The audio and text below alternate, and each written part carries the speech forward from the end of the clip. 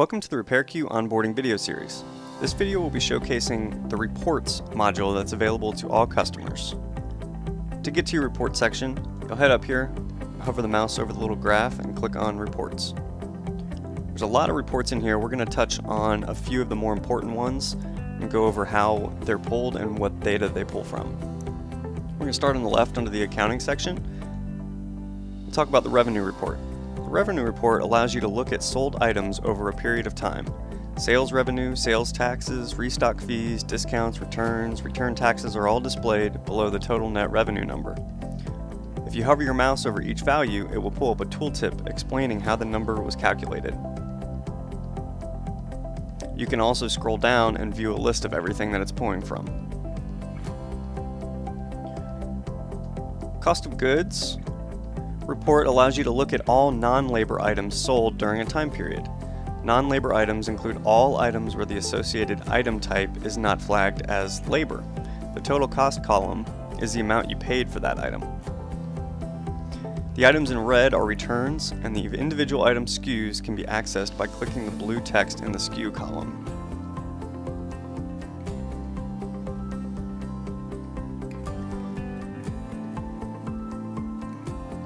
Tickets unpaid. The Tickets Unpaid report allows you to view any tickets that have a balance that has not been paid. It's a great tool for clearing up any money that's owed to you. The ticket status filter can be used for viewing only certain statuses. You typically would want to mark everything that's not closed, and it'll show you the list below, the total, how much they've paid, and the balance due. Take a look at some of the sales reports. The profitability report allows you to look at your total net revenue and total expenses for a day, month, quarter, year, etc. The date is set using the calendar.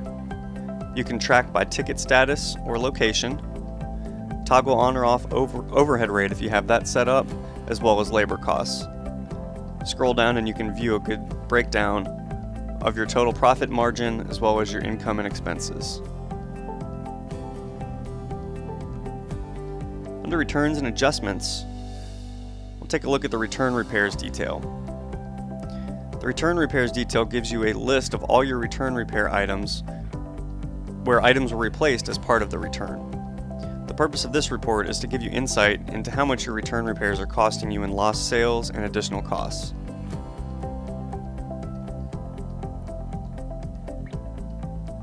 The Discount Summary Report looks at discounts given by item type as well as original sales and discounted sales.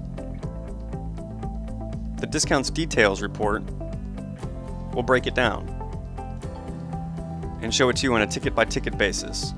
It's a good tool to research your shrinkage through discounting items so you can take actions to keep profits high. Your marketing list is a way to either view or export certain customer lists based on what they have purchased or repaired. The main purpose for this is to export customer lists to third-party CRM software for sending out marketing campaigns. The list can be filtered by date, location, item status, which would most likely be sold, item type, or even specific catalog items. You'll want to check the appropriate boxes: customers who purchased, customers who brought in repair, and probably not select customers who have opted out of marketing, and apply. You can then export it to Excel for easy viewing and importing. The inventory valuation and detail reports calculate total cost and price for a set of inventory items. The summary report will group items by their item types and show sum totals of cost and price. The detail report will group items by specific catalog item and show sum totals of cost and price. Use the status filter for items in one or more statuses. For example, if you want to take a look at your pending RMA inventory for a certain time period, you can pull that. This looks for items that are currently in that selected status. For example, using the in-stock status filter will run the report for items in stock at the time the report is ran.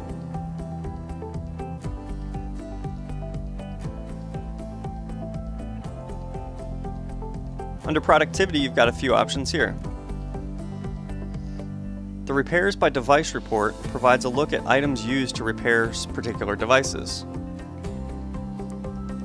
The Repairs by Tech report provides a high-level look at a technician's work, showing total labor hours used for those repairs and total repairs.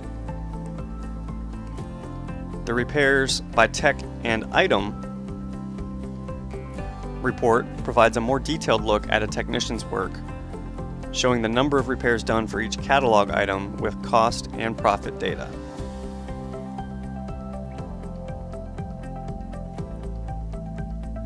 Under leaderboards, you've got a couple options.